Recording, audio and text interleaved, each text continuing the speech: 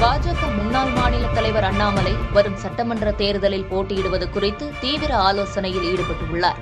கோவை தெற்கு தொகுதியில் வானதி சீனிவாசன் போட்டியிடுவது உறுதியாகியுள்ளதால் சிங்காநல்லூர் அல்லது வேறு சாதகமான தொகுதியை கண்டறிய ஆதரவாளர்களிடம் அவர் கருத்து கேட்டுள்ளார்.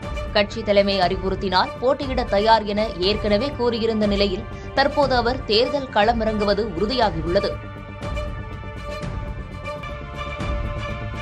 அதிமுக பொதுச் செயலர் எடப்பாடி கே பழனிசாமி டெல்லி சென்று பேசியதில் என்ன தவறு என்று பாஜக மாநில தலைவர் நயினார் நாகேந்திரன் கேள்வி எழுப்பினார். சென்னையில் உள்ள பாஜக அலுவலகத்தில் செய்தியாளர்களிடம் பேசிய அவர், பழனிசாமி டெல்லி சென்று என்ன பேசினார் என்பது முதல்வர் ஸ்டாலினுக்கு தெரியாது என்றும், மத்திய அமைச்சர் பியூஷ் கோயல் தமிழகம் வரவுள்ளதாகவும், இங்குதான் பேச்சுவார்த்தை நடைபெறும் என்றும் கூறினார்.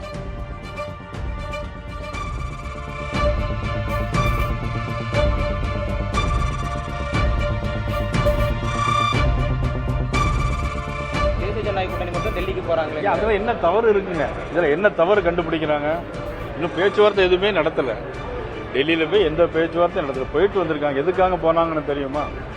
முதலமைச்சருக்கு தெரியுமா? அது முதலமைச்சருக்கு எதுவுமே தெரியாது. நாளைக்கு மத்திய அமைச்சர் பியூஷ் கோயல் நாளைக்கு வர்றாங்க, தமிழ்நாட்டுக்கு வர்றாங்க, நாளைக்கு வர்றாங்க. வந்து நாங்கள் இந்த பேச்சுவார்த்தை நாளைக்கு தொடங்கும். அதற்கிடையில முதலமைச்சர் பயந்து, மிக மிக பயந்து எதையோ சொல்லிட்டு இருக்காங்க.